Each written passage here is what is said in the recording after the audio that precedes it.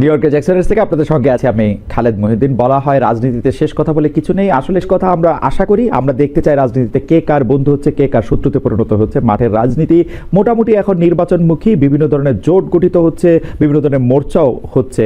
তবে এই রাজনীতির এই মোর্চা বা নির্বাচনী আবহাওয়ায় প্রবেশ করার ক্ষেত্রেও নির্বাচন নিয়ে অনেকের মধ্যেই রয়েছে সংশয়। এইসব নিয়ে কথা বলার জন্য আজ আমাদের সঙ্গে রয়েছেন জামায়াত ইসলামের আমির ডক্টর শফিকুর রহমান আমাদের সঙ্গে আজকে আছেন।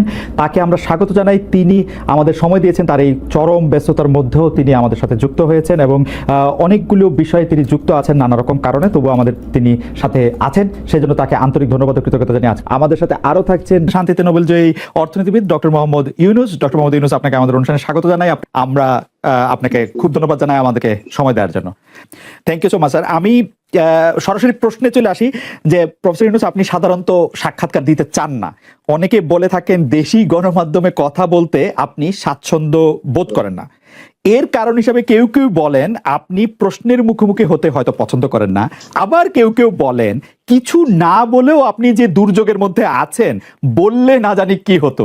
আপনার মন্তব্য একটু শুনতে চাই। বিপদের সম্মুখীন হবো, আমি শুধু বিপদ থেকে দূরে থাকার জন্য এটা করছি, কারণ আমি চারদিকে বিপদের মধ্যে আছি। কাজেই কথা না বলা এটা একটা নিজেকে রক্ষা করার একটা সুবিধা আর কি। যত কম বলা যায় ততই হয়তো ঝামেলা থেকে বাঁচবো। সম্পূরক প্রশ্ন করতেই হয়, নিজেকে কতটা রক্ষা করতে পারলেন প্রফেসর ইউনুস? পারলাম না তো, এত তো খালি খালি বাড়ছে। এখন তো বড় কঠিন অবস্থার মধ্যে পড়ে গেছি। কিছুদিন আগে হয়তো খবর পেয়েছে এই মাসের মধ্যেই যে 12 তারিখে যে ঘটনা ঘটলো, যে আমাদের অফিসের মধ্যে ঢুকে গেল লোকজন, ঢুকে বললো যে এটা আমরা এখন দখল করলাম, এর থেকে আমরা চালাবো। এটা কি ধরনের আবদারি কথা! আমরা পুলিশের কাছে গেলাম, বললো যে আমরা এই ব্যাপারে কিছু করতে পারবো না। কাজেই তারাও কিছু করলো না। তো আমরা যাবোটা কোথায়? পুলিশও কিছু করবে না, ওরাও জবর দখল করার জন্য ছুটে আসবে, আমাদের আইন কানুন কিছুই মানবে না। আর আমাদের একটা প্যানিক সৃষ্টি করলো আমাদের পুরো অফিসের মধ্যে। যত লোকজন আছে, বিশেষ করে মহিলা সহকর্মী যারা আছে, তারা খুবই ভীত সন্ত্রস্ত হয়ে গেল যে কি কারবার, কি হলো এটা। কাজে সমস্যা পরিমাণ বাড়ছে, কমছে না। সমস্যা পরিমাণ বাড়ছে, কমছে না। আমি একটু পিছনে আদালতে আপনার বিরুদ্ধে রায় ঘোষণার পরে আপনি একটা প্রতিক্রিয়া দিয়েছিলেন। সেই প্রতিক্রিয়া আপনি বলেছিলেন যে বাংলাদেশের একটি কথায় আপনি এরকম বলেছেন যে বাংলাদেশের প্রতিটি নাগরিককে অন্যায়ের বিরুদ্ধে এবং গণতন্ত্র এবং মানবাধিকারের পক্ষে এক কণ্ঠে কথা বলার আহ্বান জানায়। অনেকে এইটাকে দেখছেন হচ্ছে এরকম করে যে আপনি গণতন্ত্রের পক্ষে লড়াইয়ে সামিল হতে বলছেন। প্রশ্ন কেউ কেউ করছেন, প্রশ্ন উঠছে, আপনি কি এইসব মামলা মোকদ্দমা থেকে মুক্তি পেতে এই সরকারেরই পরিবর্তন চাইছেন? খালেদ, তুমি কি গণতন্ত্রের বিরুদ্ধে নাকি? হঠাৎ এটা নিয়ে তো গণতন্ত্রের কথা বললাম আমার জন্য তুমি তো বলে তুমি বলছো যে আমিও তো আছি, কাজে আমাকে পৃথকভাবে বলতে হচ্ছে কেন? আমরা সেটাই বলতেছি। কাজে আমরা কেউ গণতন্ত্রের বিপক্ষে না, সবাইকে স্মরণ করিয়ে দেওয়া যে আমরা সবাই গণতন্ত্রের পক্ষে, মানবাধিকারের পক্ষে, আমরা ন্যায় নীতির পক্ষে, রুল অফ লর পক্ষে। এগুলো না থাকলে জাতি হিসেবে আমরা টিকে থাকবো না তো। কাজে যখনই মনে হচ্ছে যেগুলো এখন ফরেন ওয়ার্ডস হয়ে গেছে, তাতে মনে হবে যে আমাদের সমাজ হিসেবে আমাদের দায়িত্ববোধ অনেক বেড়ে গেল। এগুলোকে প্রতিষ্ঠিত করা, সোচ্চার করা, মুখ ফুটে বলা, এটা সবাইকে বলতে হবে, মুখ ফুটে বলতে হবে। আমার বিরুদ্ধে অভিযোগ হলে আমি বলছি না বলে আপনি বলছেন না কেন? একবার বলে এখন তোমার প্রশ্নের সম্মুখীন হয়ে গেলাম। অনেকে বলছে না, আপনি তো শতবার শতমুখে গণতন্ত্রের কথাই বলবেন, আমাদের সবারই বলা উচিত। কিন্তু প্রশ্নটা এমন ভাবে তোলা হচ্ছে যে আপনি আসলে আপনার রায় ঘোষণার পর আপনি বলছেন গণতন্ত্রের কথা, মানবাধিকারের কথা। অনেকে বলছেন যে এই কথা কি আসলে যেহেতু ব্যাপারটা আপনার উপরে আসলো তখনই আপনি আসলে বললেন কিনা, নাকি আপনি আসলে বলতে চান না, আপনি আগে যেরকম বলছেন? হতে পারে, মুখ যখন বন্ধ থাকে কোনো কথাই বলা হয় না। এখন যখন মুখ খোলার সুযোগ হয়েছে, সামনে ক্যামেরা নিয়ে দাঁড়িয়ে আছে, মাইক্রোফোন দিয়ে দাঁড়িয়ে আছে, কথা বলছি, কাজে মনের কথাটা বললাম আর কি। যেটা মনে ছিল বলা হচ্ছিল না সেটা বললাম। এটা আমার ধারণা এটা সবারই মনের কথা, সেটাকে প্রকাশ করার তারাও চায় যে তারা বলুক। আমি বললে তাদের মনে সাহস আসে যে উনি বলছেন, যখন আমরা বলতে পারবো। প্রফেসর ইউনুস, আপনি যখন বলছেনই তখন আমি এই কথাটাকে একটু ইলাবোরেশন আপনার কাছ থেকে আশা করতে পারি যে আপনি যখন বলছেন যে গণতন্ত্র মানবাধিকারের পক্ষে এক কণ্ঠে কথা বলার আহ্বান আপনি জানাচ্ছেন, আপনার কাছে কি মনে হচ্ছে যে গণতন্ত্র মানবাধিকারের পক্ষে এখন বহু পক্ষ বহু কণ্ঠ, এটা আসলে এক কণ্ঠে কেউ বলতে পারছে না বা সাহস পাচ্ছে না বা বলছে না, এরকম আপনার মনে হচ্ছে কিনা? আমার মনে হচ্ছে তাই, কারণ বলতে পারছে না তো, মুখ খুলে সব গণতন্ত্রের কথা বলতে পারছে না। কাজে সেটা বলা এক বাক্যে বলা, পরিষ্কার কণ্ঠে বলা, এটা আমাদের সবার দায়িত্ব, তো জাতীয় দায়িত্বটা, যে না হলে গণতন্ত্র বলে কিছু থাকবে না আমাদের জন্য, আদৌ গণতন্ত্র বলে কিছু থাকবে না। অনেকেই বলে থাকেন যে বাংলাদেশে রাজনীতি করতে হলে ভারতের সাথে একটা বড় সম্পর্ক রেখে রাজনীতি করতে হবে। আপনার কাছে কি মনে হয় এই সময় ভারতের সাথে বড় সম্পর্ক কারা রাখতেছেন, এবং জামায়াত ইসলামের সাথে ভারতের সম্পর্ক আসলে কেমন? প্রথম কথা হলো যে রাজনীতি কার জন্য? রাজনীতি আমার মাটি এবং মানুষের জন্য। সুতরাং আমার সম্পর্কটা হবে জনগণের সাথে, আমার সম্পর্ক হবে আমার মাটির সাথে। এটা আমার 1 নম্বর প্রায়োরিটি। 1 নম্বর প্রায়োরিটিকে তার জায়গায় রেখে দুনিয়ায় যারা বন্ধু হয়ে এগিয়ে আসবেন দেশ এবং জনগণের কল্যাণে, আমরা সবাইকে আমরা স্বাগত জানাবো, অভিনন্দন জানাবো এবং বুকে ধারণ করব। কিন্তু যদি এই সম্পর্ক রাখার অর্থ এটি হয় যে কোনো রাষ্ট্রের আনুকূল্য নিয়ে অথবা রাষ্ট্রকে সন্তুষ্ট রেখে কোনো ধরনের রাজনৈতিক কর্মকাণ্ড পরিচালিত হবে, আমরা তার সম্পূর্ণ বিরোধী। ওকে, এই ক্ষেত্রে কেউ কেউ বলতেছেন যে বিএনপির সাথে ভারতের একটি সম্পর্ক দেখা যাচ্ছে, আবার কেউ কেউ উল্টোটা বলতেছেন ডক্টর মোহাম্মদ ইউনূস ভারতের সাথে সম্পাদিত শেখ হাসিনা সরকারের কোনো চুক্তি আলোর সম্মুখে আনছেন না এবং তার কোনোটি বাতিল করছেন না, কারণ ডক্টর মোহাম্মদ ইউনূস সরকারেরও ভারতের সাথে একটি নিবিড় এবং প্রবল সম্পর্ক রয়েছে। আপনি এই দুটি কিভাবে বিবেচনা করেন, যে বিএনপির সাথে কি আসলে ভারতের একটি প্যাক্ট আছে? ডক্টর মোহাম্মদ ইউনূস কি ভারতের কাছে মুখে যাই বলুন খুবই নতজানু সরকার? মানে হোয়াট ইজ আপনার বিশ্লেষণ একটু শুনতে চাই। আসলে প্রথমটা আপনি যেমনটি শুনছেন আমিও তেমন শুনতেছি, আমার কাছে এর কোনো ডকুমেন্ট নাই। আর দ্বিতীয়টা যেটা বলতেছেন ডক্টর ইউনূস সাহেবের ব্যাপারে, আমি এর কোনো আলামত দেখতে পাচ্ছি না যে উনি ভারতের কাছে নত জানু, এর কোনো আলামত আমার কাছে স্পষ্ট নয়। ভারতের সাথে রাদার আমরা ভারতকে বিভিন্ন বিষয়ে তার সাথে কনফ্লিক্টে দেখতে পাচ্ছি। ভারতের সাথে হাসিনা সরকারের সম্পাদিত চুক্তিকে তিনি সামনে আনতেছেন না, এইটা একটা অভিযোগ। আরেকটা অভিযোগ হচ্ছে ভারত একতরফাভাবে ট্রান্সশিপমেন্ট এবং স্থলবন্দর দিয়ে মাল আনা নেওয়া বাতিল করলো, এর বিপরীতে বাংলাদেশ কোনো ব্যবস্থাই নেয় নাই এখন পর্যন্ত। আসলে বাংলাদেশে নেওয়ার সেই সুযোগটাও কতটুকু আছে না আছে সেটা বিবেচনায় নিতে হবে। 2 নম্বর হচ্ছে যে ইউনূস সরকার এখন দায়িত্বে আছেন, আমি ক্ষমতায় বলবো না, এই দেশের জনগণই তাকে দায়িত্ব দিয়েছে, উনি দায়িত্বে আছেন। উনি দায়িত্বে আসার পরে এটা ঠিক যে ভারত বলেছে নির্বাচিত সরকার আসলে তারা দেশকে সহযোগিতা করবে, তা এখানে কি বার্তা দেওয়া হলো তাহলে? সুতরাং এটা কোনোভাবেই টিকে না বিষয়টা। আর এই সরকারের অনেকগুলা প্রায়োরিটি আছে। চুক্তি সম্পাদন হয়েছে 2টা মানে সরকারের মধ্যে ইতিপূর্বে। সেই সরকার নির্বাচনে তার আইনগত এবং নৈতিক বৈধতা কতটুকু ছিল সে নিয়ে হয়তো প্রশ্ন থাকতে পারে, কিন্তু 2টা সরকারের মধ্যে চুক্তি সম্পাদিত হয়েছে এবং পলিটিক্যাল গভর্নমেন্ট দুইটাই, ইন্ডিয়া পলিটিক্যাল গভর্নমেন্ট, বাংলাদেশেও পলিটিক্যাল গভর্নমেন্ট। এই ধরনের কিছু ম্যাটার আছে যেগুলো আসলে পলিটিক্যাল গভর্নমেন্টকেই রিজলভ করতে হবে। যেমন কিছুদিন আগে আপনারা মানবিক করিডোর নামে একটা বিষয়ের কথা শুনেছেন, আমরা কিন্তু A to Z বলেছি নো, এটাই সরকারের ফাংশন হওয়া উচিত। এরপরে পোর্ট হ্যান্ডলিং এর ব্যাপারেও কথা এসেছে, সেখানে আমরা বলেছি যে এটাও এত বড় বিষয়ে সরকারের হাত দেওয়া উচিত হবে না, এই ব্যাপারে আমাদের অবস্থান স্পষ্ট। সুতরাং তারা আরো যে প্রায়োরিটি গুলো আছে, বিশেষ করে কিছু বেসিক রিফরমেশন না করলে আগামীতে একটা গুড গভর্নেন্সের জন্য একটা গুড সরকার গঠন করা সম্ভব হবে না, একটা ভালো ইলেকশন হবে না, এই বিষয়গুলোকেই এখন মূলত প্রাধান্য দেওয়া হচ্ছে। দুটি বিষয়, রাষ্ট্রের 2টি স্তম্ভ সম্পর্কে আপনাকে প্রশ্ন করব। আপনি এখন এই মুহূর্তে বা গত 10 মাস 11 মাসের ডক্টর ইউনূস সরকারের শাসনে আপনার কাছে বিচার বিভাগকে যথেষ্ট স্বাধীন এবং সকর্মক মনে হয় কিনা? আরেকটি বিষয় ফ্রিডম অফ প্রেস। আমি যথেষ্ট স্বাধীন মনে করি না।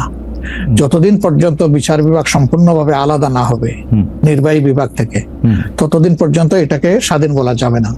যেমন বিচার বিভাগের একটা ডিমান্ড আমাদের আছে যে এটাকে স্বাধীন করার জন্য স্বাধীন সচিবালয় গঠন করতে হবে, সেটা এই সরকারের একটা অঙ্গীকারের মতোই ছিল, কিন্তু এখন পর্যন্ত সেটা হয়নি।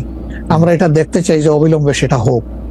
যদি স্বাধীন সচিবালয় কায়েম নাই হয় তাহলে বিচার বিভাগ স্বাধীন হবে কিভাবে? নির্বাহীর অধীনে থাকে তো বিচার বিভাগ স্বাধীন হতে পারে না। এমনিতে আমরা সারা দেশে যে বিচার আদালতগুলি দেখি বা আমাদের যে আপিল আদালত অর্থাৎ হাইকোর্ট বিভাগ এবং আপিল ডিভিশন যে রায়গুলি এই পর্যন্ত দিয়েছে বা দিচ্ছে, আপনার সাথে তো সারা বাংলাদেশের সবাই কানেক্টেড, আপনার কাছে কি মনে হয় যে তারা স্বাধীনভাবে কাজ করতে পারছে, নাকি নির্বাহী বিভাগ আওয়ামী লীগ সরকারের মতোই বা পূর্ববর্তী অন্য রাজনৈতিক সরকারের মতো প্রভাব বিস্তার করেই চলছে? ইউনূস সরকারও আসলে সুপ্রিম কোর্টের পজিশনটা আমার কাছে আমি প্রথমে আনতে চাই। এখন যিনি প্রধান বিচারপতির দায়িত্বে আছেন তাকে তার পারফরমেন্সকে আমরা যতটুকু পর্যবেক্ষণ করার সুযোগ পেয়েছি, আমাদের মনে হয়েছে তিনি তার বিবেক এবং তার স্বাধীন চেতা মানসিকতার জায়গা থেকেই তিনি পারফর্ম করছেন। হাইকোর্টের যেহেতু অনেকগুলা বেঞ্চ, সেখানে পার্সন টু পার্সন ডিফারেন্স হতেই পারে, কিন্তু আলটিমেটলি বিচার তো যাবে শেষ পর্যায়ে সুপ্রিম কোর্টের হাতে। এই জায়গাটাকে অতীতের যে কোনো সময়ের তুলনায় আমাদের কাছে বেটার মনে হচ্ছে। আপাতত ভবিষ্যতে তারা কি করবেন সেটা এখনই অগ্রিম বলা যাচ্ছে না। ওকে, আর বিচার আদালতের প্রশ্নে মানে জজ এন্ড সেশনস কোর্ট যেগুলি, ডিস্ট্রিক্ট জজ এন্ড সেশনস কোর্ট যেগুলি আছে 64টা জেলা এবং অন্যান্য ট্রাইব্যুনালগুলি, তারা কি স্বাধীনভাবে কাজ করতে পারছে? আমাদের কাছে যতটুকু ইনফরমেশন, সব জায়গায় তারা স্বাধীনভাবে কাজ করতে পারছেন না, বিভিন্ন আনডিউ প্রেসার তাদের উপরে আছে। এটা কি নির্বাহী বিভাগের উপর থেকে, নাকি এটা জামাত ইসলামী প্রেসারটা দিচ্ছে, বা বিএনপি প্রেসারটা দিচ্ছে, বা এনসিপি প্রেসারটা দিচ্ছে? আমরা তো কোনো প্রেসারের পক্ষে নাই। আমরা always in favour of fair justice. আমরা আনফেয়ার কোনো জাস্টিস চাই না, আমরা চাই ফেয়ার জাস্টিস। এখন আর কারা দিচ্ছে না দিচ্ছে, আপনার টক শোতেই আপনি মেনি টাইমস বলেছেন, আমাকে উত্তর দেওয়ার দরকার নাই। আপনি যথেষ্ট জনগণের পক্ষে মতামত ব্যক্ত করার জন্য আপনি বহু সময় এই কথাগুলো রিপিট করেছেন। আমরা কিন্তু এর পক্ষে নাই এবং আমাদের বিরুদ্ধে এই ধরনের কোনো কমপ্লেইন কোথাও নেই। আর যদি ফ্রিডম অফ প্রেসের কথায় আসি, অর্থাৎ সংবাদ প্রচার স্বাধীনতা বা গণমাধ্যমের স্বাধীনতার প্রশ্নে আপনার কাছে এই 10 মাসের বিবেচনা যদি চাই যাওয়া বা বিচার যদি চাই, আপনি কেমন দেখছেন যে স্বাধীনভাবে মত প্রকাশ করা যাচ্ছে কিনা? মানে সংখ্যা যারা সংখ্যায় কম তারাও তাদের মতামত দিতে পারছে কিনা? জি না, সেটা আমি আসতেছি। যদি আপনি in comparison two previous period, that is last 15.5 years, even another 2 years you can add with it. সকল কেয়ারটেকার সরকারের 2 বছর, পরবর্তী 15.5 বছর। অনেক সময় প্রেস আমাদেরকে বলতো, আমরা যখন জিজ্ঞেস করতাম যে এই ধরনের একটা জলজ্জন্ত মিথ্যাচার কেমনে করলেন, ওই যে কিছু করার নাই, স্ক্রিপ্ট লেখা ছিল, আমাদেরকে এটা জাস্ট ব্রডকাস্ট করতে হয়েছে। তো এখন সেই পরিস্থিতি এরকম নাই বলে আমাদের কাছে মনে হয়। তারপরেও আমরা প্রেসের কাছ থেকে বিভিন্ন সময় শুনি তাদের কিছু কনসার্নের জায়গা এখনো বিদ্যমান। কেউ কেউ এখনো তাদের উপরে আনডিউ প্রেসার দিয়ে থাকেন, এটা করতে পারবেন, এটা করতে পারবেন না। এটা যদি থাকে, একটা মিনিমাম রেঞ্জেও থাকে, তাহলে তো আমরা কমপ্লিট ফ্রিডম অফ স্পিচ বলতে পারছি না, ফ্রিডম অফ এক্সপ্রেশন আমরা বলতে পারছি না। এটা কিছুটা যে এখনো প্রিভেল করছে, এটা আমরা অনুভব করি। তবে আমরা ফিল করি যে প্রেসকে তাদের মতোই রোল প্লে করতে দেওয়া উচিত। আর প্রেসের কাছেও আমাদের প্রত্যাশা, তারা যেন সাদাকে সাদাই বলেন, সাদাকে অন্তত ধূসর বানাবেন না, এবং কালোকেও তারা মানে সার্ফ এক্সেল দিয়ে সাদা বানাবেন না। 5 আগস্টের পর এই প্রশ্ন অবশ্য অনেকবার আপনার সামনে এসেছে। তারপর আমি আপনাকে বলি, যেহেতু আপনার সাথে আমার দেখা হচ্ছে নতুন একটা ঘটনার পরে, এই প্রসঙ্গে নতুন একটা ঘটনার পরে, আপনি কিন্তু যে কোনো জায়গাতে এক ধরনের সমন্বয়ের প্রত্যাশী একজন মানুষ, ক্ষমা করার পক্ষে একজন মানুষ। আপনি সর্বশেষ যে আওয়ামী লীগের রাজনীতি নিষিদ্ধ করা হলো এবং দলকে আসলে তার সকল কার্যক্রম নিষিদ্ধ করা হলো, এইটা নিয়ে আমরা দেখেছি যে আপনার দলকে যারা সমর্থন করেন তারাও সেই নিষিদ্ধের দাবি করেছেন। কিন্তু আমি আপনার পার্সোনাল মতামত জানতে চাই যে আপনি এটা আসলে লাইক করেছেন কিনা, বা আপনি এটা পছন্দ করেছেন কিনা, বা আপনার যদি একক ক্ষমতা নেওয়ার মানে সিদ্ধান্ত নেওয়ার, আপনি আপনার একক সিদ্ধান্ত প্রয়োগ করতেন, তাহলে আপনি এটা করতেন কিনা? দেখেন, এখানে অনেকগুলো বিষয়। আমাকে ইদানিং ফরেন মিশনের যারা বাংলাদেশে আছেন, এনভয় বা আপনার রাষ্ট্রদূত যারা আছেন, তারাও জিজ্ঞেস করেন যে ন্যাশনাল রিকনসিলিয়েশনের একটা জায়গা থাকা উচিত কিনা। আমি বলি অবশ্যই উচিত। তবে বিষয়টা হলো যে আমাদের ওন্ড গুলা একদম তাজা, ট্রমা গুলা এখনো, মেন্টাল এবং ফিজিক্যাল ট্রমা এখনো বিদ্যমান। হাসপাতালের বেডে এখনো রয়ে গেছে ইনজিওর্ড পার্সন গুলো। শহীদ পরিবারের অনেকেই তাদের আপনজনের লাশও এখন পায় না, লাশের সন্ধান বা কবরের সন্ধানও পায়নি। সো এটা একদম তাজা একটা বিষয়। যেমন আমরা যদি সাউথ আফ্রিকার কথা ধরি, তাহলে ডিকেডস আফটার ডিকেডস এটাকে হিলিং করতে, রিকনসিলিয়েশনে আনতে সময় লেগেছে। অর্থাৎ মিনিমাম একটা সময় দিতে হবে। আওয়ামী লীগের ক্ষেত্রে কি হয়েছে, তাদেরকে নিষিদ্ধ করা হয়নি, তাদের কার্যক্রমের উপরে মানে নিষেধারোপ করা হয়েছে, তারা ফাংশন গুলা করতে পারবেন। 15.5 বছর তো তারা সুযোগ পেয়েছিলেন। এই দেশে ফেয়ার ডেমোক্রেসি তারা চাইলে কিন্তু কালচার করতে পারতেন এবং ইতিহাসে স্মরণীয় হয়ে থাকতে পারতেন। কিন্তু আসলে আপনিও তো তাদের অনেক কর্মকাণ্ডের প্রতিবাদ করেছেন অত্যন্ত জোরালো ভাবে।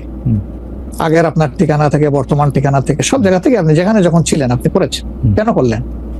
এই জিনিসগুলো অ্যাকসেপ্টেবল ছিল না, এই জন্যই তো করেছে। তো তারা তো 15.5 বছর মানুষকে তাদের কোনো ডেমোক্রেটিক এবং পলিটিক্যাল রাইট দেয় নাই, জাস্টিস পাওয়ার রাইটটাও তারা স্ন্যাচ করে নিয়েছিল। এই ধরনের সবগুলা রাইটই তো কার্যত তারা কেড়ে নিয়েছিল।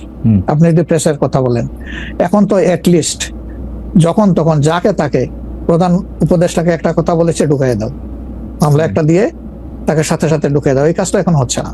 আয়নাগরের ঘটনা তো এখন একটু হইতেছে। মাননীয় আমির, একজন ইউটিউবার আছেন সাব্বির, তাকে জেলে দিয়ে দেওয়া হয়েছে প্রধান উপদেষ্টাকে, কি জানি বলছে। না আমি বলতেছি সেটা, আমি বলছি যখন তখন হচ্ছে না, ঘন হচ্ছে না। দুই একটা কেস হইতেই পারে, এটা এক্সেপশন, কিন্তু আগে তো এটা ছিল প্র্যাকটিস এন্ড র্যান্ডম, এটা কিন্তু এখন হচ্ছে না। তারপরে আপনি দেখেন যে আয়নাগরের যে বিষয়টা, মানুষকে ধরে নিয়ে ঢুকাই দাও, হোয়ার অ্যাবাউট, কেউ জানে না, তার ফ্যামিলি জানে না যে মানুষটা বেঁচে আছে নাকি মরেই গেছে। যদি মরে যায় তার কবর কোথায়, আদৌ জীবনে দেখবো কিনা তার কবরটা, সেটাও তো প্রশ্ন। এরকম তো ঘটনা ঘটেছে, এবং যাদেরকে আয়নাগরে নেওয়া হয়েছে তারা কিন্তু সবাই ফিরে আসেনি। তারা অনেকেই এখনো আমরা জানি না তারা কোথায় আছে, আদৌ বেঁচে আছেন কিনা। তো এগুলা তো এখন হচ্ছে না। বায়বীয় মামলা যেটা বলা হয় সরকারের পক্ষ থেকে, এখন সরকারের পক্ষ থেকে সেরকম মামলা নেই। এখন মামলা হচ্ছে পলিটিক্যাল যারা বিভিন্ন পার্টিজ আছেন তারা, সেই ক্ষেত্রে এক এক দলের এক একটা দৃষ্টিভঙ্গি। আমাদের দৃষ্টিভঙ্গি হচ্ছে যে for fair justice, complaint of পুরো অ্যাট্রোসিটি করেছেন যারা এটার পারপিটেটর, তাদেরকে ডিরেক্ট যারা আছেন তাদেরকে বাদ দিয়ে আমরা কোনো মামলায় কাউকে আসামি করিনি। এই জন্য আমাদের মামলায় শত কোনো আসামি নেই। অন্যান্য সংস্থার বা দলের বা অথরিটির থাকতে পারে। তো এই জিনিসগুলোর কিছুটা হলেও ডেভেলপমেন্ট হয়েছে, কিন্তু আরো অনেক হওয়ার প্রয়োজন আছে এবং সুযোগ আছে। এই ক্ষেত্রে আমি শুধু একটা লাইন করে একটু বোঝার জন্য, যে মানে আওয়ামী লীগ নিষিদ্ধ করা হয় নাই, আওয়ামী লীগের কার্যক্রম নিষিদ্ধ করা হয়েছে, দুইটার মধ্যে তফাৎ কি আসলে? মানে তারা মানে কি করতে পারবে আর কি করতে পারবে না, মানে একজন আওয়ামী লীগ কি করতে পারবে এখন? মানে আমার একটা আন্ডারস্ট্যান্ডিং হচ্ছে আওয়ামী লীগ নিষিদ্ধ, তা আপনি বলতেছেন না দুইটার মধ্যে একটু তফাৎ আছে, তফাৎটা কি আসলে? দেখেন, নিষিদ্ধ তো আমাদেরও করা হয়েছিল, তাই না? এবং একবার না, আমাদের এই সংগঠনের জন্মের পরে দফায় দফায় আমাদেরকে নিষিদ্ধ করা হয়েছে। নিষিদ্ধ যখন কোনো সংগঠনকে করা হয়, তখন এই সংগঠনের ব্যক্তিরাও বিভিন্ন ধরনের সমস্যায় পড়ে যান, এর সাথে রিলেটেড ব্যক্তিরা। এমনকি তাদের স্বাভাবিক জীবনযাত্রাটাও তাদের পক্ষে চালায় নেওয়া সম্ভব হয়। তারা যদি সমাজের কোনো ক্রিমিনাল ব্যক্তি নাও হয়ে থাকেন, তবুও তাদের উপরে সমস্যা আরোপ হয়েছে। কিন্তু যখন কার্যক্রম নিষিদ্ধ থাকবে, তখন ওই পলিটিক্যাল কার্যক্রমগুলো ছাড়া বাকি জীবনের সবই তো তারা করতে পারবে, করছে তো। আচ্ছা, তারা তো এই দেশটা সবাই তো আর চলে যায়নি, সবাইকে জেলেও ঢুকানো হয়নি। এইটা একটু পরিষ্কার হয়েছে। জনাব যুদ্ধপরাধের মামলায় জামাত নেতা এটিএম আজহারুল ইসলাম খালাস পাওয়ার পর আপনি একটি সংবাদ সম্মেলনে বলেছেন, জামায়াতে ইসলামী বা তার কোনো নেতাকর্মীর মাধ্যমে কেউ ক্ষতিগ্রস্ত হয়ে থাকলে তার কাছে নিঃশর্ত ক্ষমা চাই। এই ক্ষমা প্রার্থনায় কি ৭১ মুক্তিযুদ্ধের সময়টাও আছে কিনা সেটা সেদিন আপনি স্পষ্ট করেননি, আজকে এটা স্পষ্ট করবেন? মানে আপনি অনেকেই প্রশ্ন করছেন যে জামায়াতের মাননীয় আমির ক্ষমা কিসের জন্য চাইলেন, মানে ৪৭-এর পর থেকে শুরু করে আজকে পর্যন্ত, শুধু ৭১ না, ৪৭-এর পর থেকে শুরু করে আজকে পর্যন্ত আমাদের দ্বারা যত মানুষ যত জায়গায় কষ্ট পেয়েছে, কেউ যদি ক্ষতিগ্রস্ত হয়ে থাকে, সেই মানুষগুলো তাদের সকলের কাছে আমি বিনা শর্তে ক্ষমা চেয়েছি। কেন ক্ষমা চেয়েছি? আমরা মানুষ, ইন্ডিভিজুয়াল মানুষ যেমন ভুল করতে পারে, মানুষের সমষ্টি একটা দলেরও বিভিন্ন ভুল সিদ্ধান্ত থাকতে পারে। কোনটা ভুল কোনটা সঠিক ইতিহাস এটা নির্ধারণ করবে। আজকে যেটাকে ভুল বলা হচ্ছে, কালকে এটাই হয়তো সবচেয়ে বড় সঠিক হিসাবে প্রমাণিত হবে। আর ইতিহাসের পালাবদলে রাজনীতিতে সবাই জিতে না, কেউ জিতে কেউ হারে। আমরা আদর্শবাদী একটা দল, আমরা বিশ্বাস করি আমরা মানুষ ভুলের ঊর্ধ্বে নই। আমাদের দ্বারা, আমাদের সহকর্মীদের দ্বারা মানুষ বিভিন্ন ক্ষেত্রে কষ্ট পেতে পারে, ক্ষতিগ্রস্ত হতে পারে। আমি সব কিছুর জন্য কোনো শর্ত আরোপ না করেই মাপ চেয়েছি। ওকে, মানে ৪৭ এবং মাপ চাওয়ার মধ্যে কোনো পরাজয় নাই, অবশ্যই নাই। ৪৭ থেকে আজ পর্যন্ত যে কোনো কিছুর জন্য মানুষ আপনাদের কাছ থেকে যদি কোনো ধরনের আঘাত পেয়ে থাকে, তার জন্য আপনি দুঃখ প্রকাশ করেছেন বা ক্ষমা চেয়েছেন। এর ভিতরে সব ঢুকে গেছে, কোনো কিছু বাদ নাই। ওকে, এভরিথিং ইনক্লুডেড। আচ্ছা, এবং এটা আনকন্ডিশনাল, মানে অ্যাপোলজি দিয়ে আনকন্ডিশনাল পার্ডন সিক করেছে। এইটা কি ডক্টর শফিকুর রহমান, আমি আসলে যেহেতু আপনার সঙ্গে আমার মানে নানা